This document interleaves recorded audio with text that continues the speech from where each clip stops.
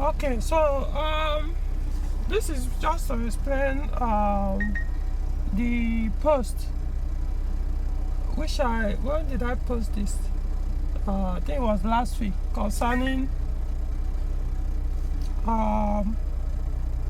water, cold versus hot engine. Yeah, I remember the title. Cold versus hot engine, or cold versus hot water temperature, coolant temperature. Can't remember. So as you are seeing on the screen, let me see if I can zoom in.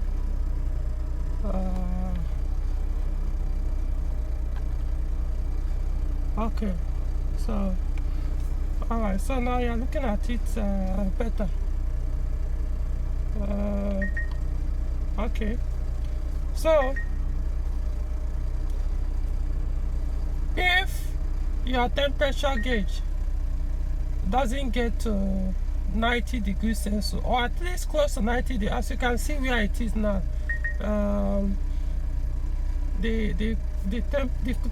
the coolant temperature, no, the engine cooling system thermostat, and the fan, electric fan are mounted, is regulating the engine coolant temperature.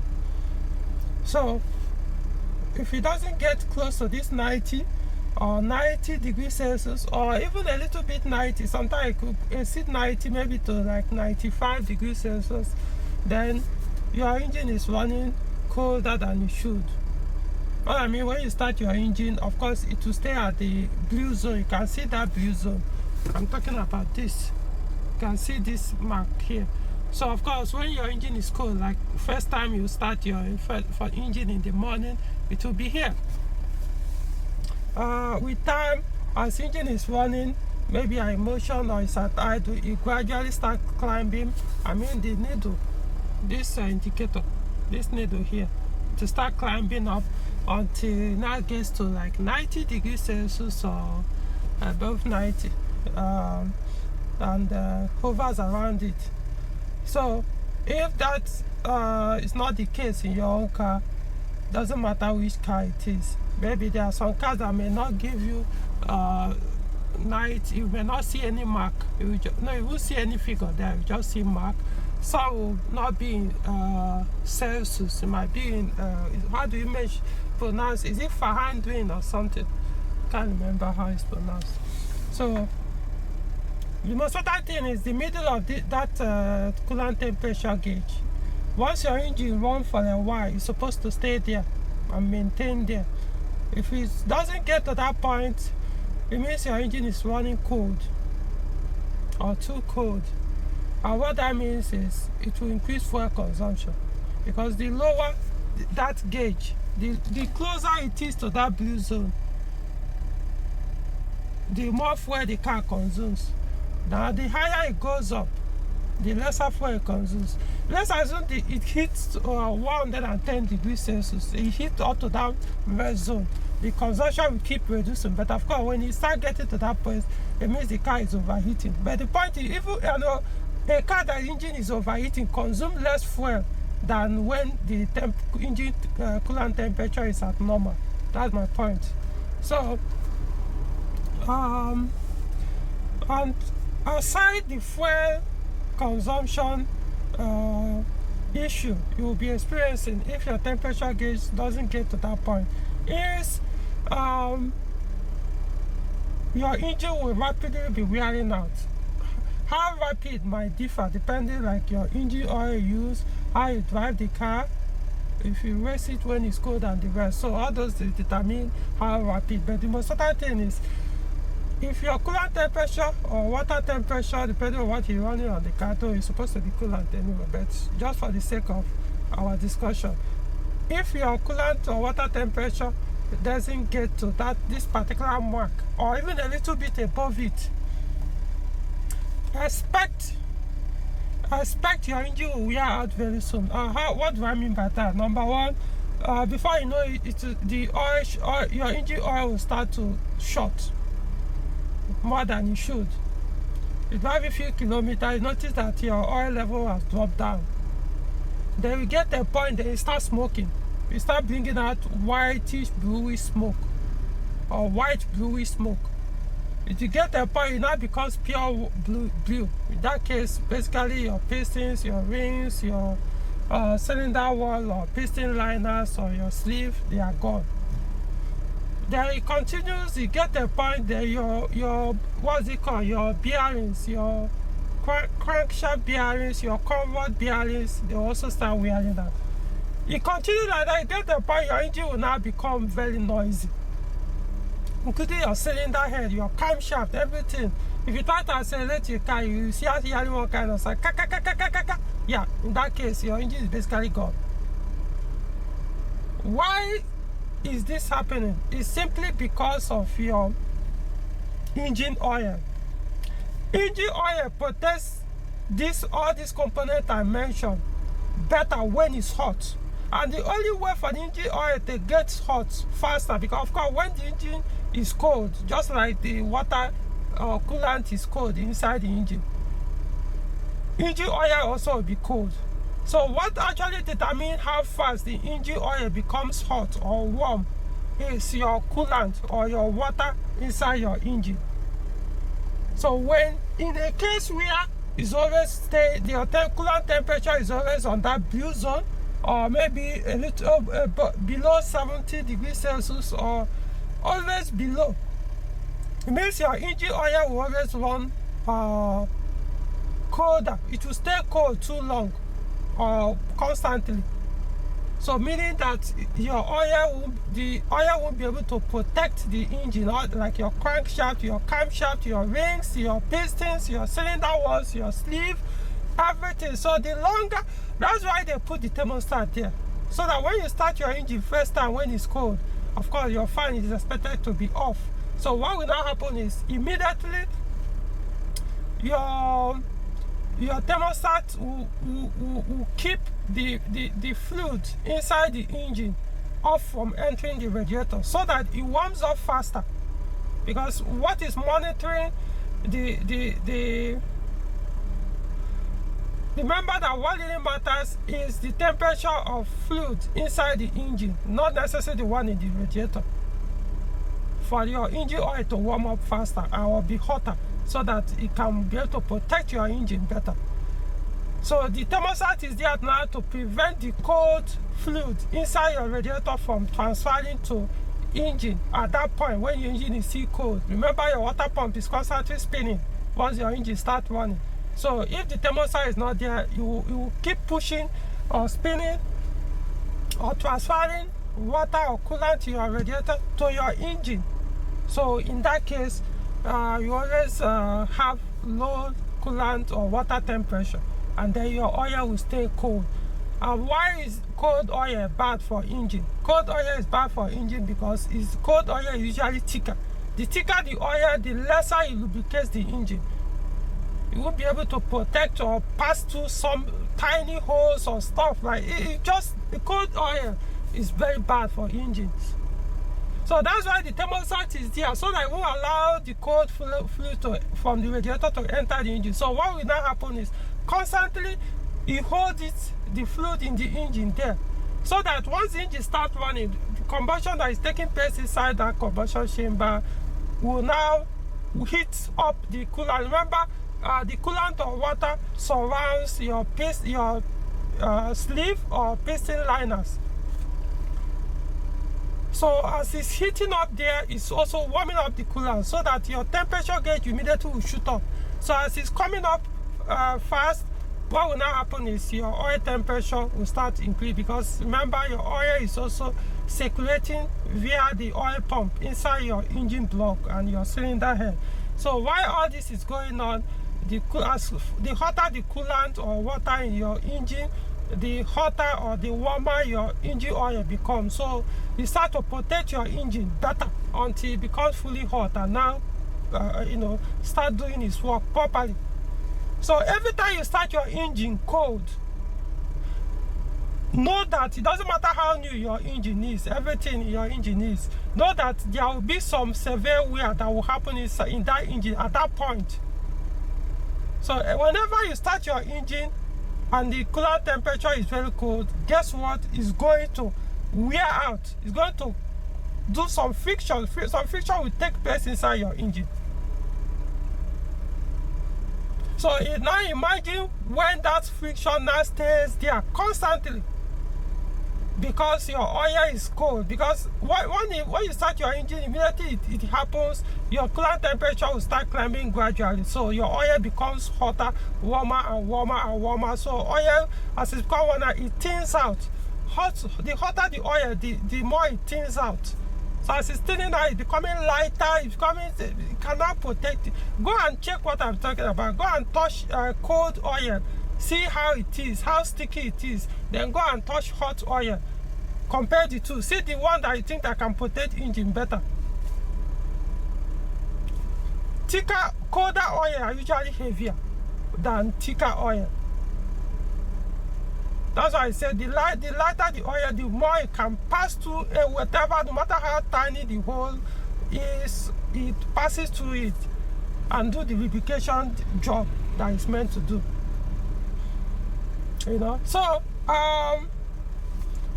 that's why you need to go back and check your car. Is your coolant temperature, is your coolant engine cooling system thermostat sitting there? Because a lot of people throw it out as soon as they buy their car, because they say, yeah, Nigeria is too hot, it doesn't need a thermostat in your engine. That's a very stupid statement to make. Why some other people will go and remove, maybe it's electric fan, they will go and connect it direct so that it starts running constantly when you switch on the engine, or when you start your engine. You switch on your ignition, it starts running constantly, or you switch it off, or when you start your vehicle, the fan starts running. So the fan will not allow your coolant to warm up fast, because constantly you push it through it and cooling it off constantly. Both the coolant in your engine, in your radiator, and the coolant in the engine. Constantly it will be cooling it, it will allow the temperature to come up. So all this thing will have effect on your oil. So it's not just your fuel that you are burning. See, cold engine needs more fuel. If you put the amount of fuel of, right now this car is running at almost 88 degrees Celsius coolant temperature. So it consumes lesser fuel now. Now if you use the same amount of fuel that the engine is consuming now, and to start the engine, when the temperature gauge is below 70 degrees Celsius, the engine will not start. Trust me, engine will not start. Even if it will start and goes on. It start and goes on. It will just be wobbly. It will work idle. It will never work well. So those are the disadvantage of messing up your engine cooling system. So your fuel, constantly, if you always complain that your car is consuming too much fuel than the other vehicle of your model or whatever, they understand, check what's the condition of your engine cooling system. Maybe you are the one causing it, not the vehicle itself. Not that something is actually fundamentally wrong with the car, except that you abuse the engine cooling system. So engine cooling system controls the fuel consumption. The function of the thermostat is just like your electric iron. You put it on, you set it at a particular temperature, it will not get hot above that particular temperature you set it at, as you are using it to press your iron. Unless your what's it called, the electric iron has failed, then the temperature will no longer be able to control it. But as long as it's still intact, you can see the car is still on. You can hear the sound. You hear the sound. All this one, how many minutes I spent now? I spent about 14 minutes now in this video. But you can see the temperature gauge. It's just remained there. It hasn't gone above 90 yet. Though in motion, it might go, depending on the ambient temperature, it may go up a little. But because the fan comes up, spin it, goes off, reduce it again. But right now, because the car is stationary, so the fan is not regulating. It will allow, it just maintains this about 88 to 90. It's not up to 90 degrees, so it just stays there. This is 505 ST Peugeot. So for those who think, oh, even 505 is not 504, 404, they don't need all these things. Don't you understand? That's why in Nigeria, almost every 504 user in the past, or 505 or 404, kept rebuilding their engine over and over because their temperature gauge is always at the blue zone. No matter how long, no matter the distance of the journey, it doesn't come up because there's no thermostat in the engine cooling system, and the fan is permanently attached on the water pump. So the more the engine, as it's spinning, is also behaving like electric fan that is connected to spin constantly when the engine is running or when the ignition is on. So it's basically the same way, which I consider as abuse. Okay, so now you understand that post. So the more your fan stays on, the more it reduces the engine cooling system. It does the temperature lower, I meant. The way you remove your engine cooling system thermostat, you also suffer the same fate, and which is higher fuel consumption and rapid wear of your engine. So I don't expect you have to keep changing your engine every year, every now and then, not necessarily every year, you know. So, but maybe every 2-3 years you start having engine oil consumption issue, or engine will start smoking or shorting oil and the rest. I think I've burned a lot of fuel now, so let me just switch it off, you know, but you get the idea. So, I hope this makes sense. Of course, some people will still try to rationalize everything I've said. This car has a thermostat. I put thermostat in it. It was produced with thermostat, but previous owner removed it. It's a long story. Even when I rebuilt the engine, the mechanic stupidly removed it. Even with my instruction, do not touch that thermostat, he still went ahead and removed it, and even kept it for himself because in my absence. So I came, I hope you didn't touch the thermostat. He kept giving me those stupid reasons. But you know, this car don't need thermostat. I said, who the hell are you to tell me what to do in my vehicle?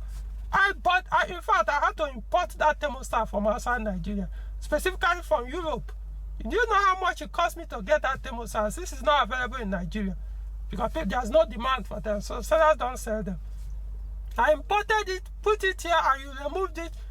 And as if the worst case, you even kept it for yourself. You didn't even put it back in my car. So if you come see your thermostat, you took it and you didn't even throw it away. You kept it in your bag, and you're giving me excuses. You don't need it in Nigeria. I was to hell with your nonsense. I was very pissed off. Because I instructed, do not touch this thermostat. The water pump was leaking, and the thermostat is mounted inside the water pump. So I knew, okay, I purchased a new pump. I said, okay, fine, swap this pump. I won't be available. But when you swap it, you know, okay, let me switch on English so you guys can be seeing this. When you swap it, make sure, when you swap the water pump, make sure you transfer the thermostat back to the new water pump. So because I will never run this engine without thermostat. They said, okay, he said, okay, I left, only for me to come later when the whole job was done. And if I had not asked, because it's assumed that he followed my instructions, I hope you did what I asked by swapping the thermostat. No, I didn't bother. After all, what's the need? It's like, the hell? That's, if I had not known, maybe the temperature will be going down too low. I'll be wondering what is wrong with my engine cooling system, because I will assume that he did it. So I had to not take it away from him, and unfortunately he damaged the seal. There's a rubber gasket that comes with the thermostat. He damaged it in the process. I had to now go and find another one from another Peugeot car that could match. In fact, I had to now modify the thermostat to work with the rubber gasket from, I think that's from EW10J4 engine. It really pained me, honestly, that. So do not let another person damage your car. Always, now that you understand, so you'll be able to educate your mechanic, or do not let anybody do that. But you know, some users will see claim, they need it, they don't want to remove it. Anyway, it's up to you. So now that you know,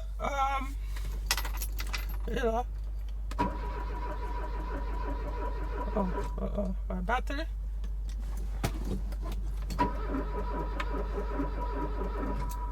Okay, so now that you know, I'll figure out what's going on. So now that you know, at least now you can prevent somebody, you understand what you are doing to your vehicle if you choose not to keep your coolant temperature gauge up to that 90 degrees Celsius as soon as you start your engine, as fast as possible. Okay, so I think that's it. So I need to figure out why the car engine is even dragging. Okay, alright, so I'll get back to you guys, and till next time, like this video, subscribe to the channel, and till next video. Right, you can see the engine is running again. I had to open the engine door to something that was not tight enough, so I'll tighten it and the starting, and alright, so let's see.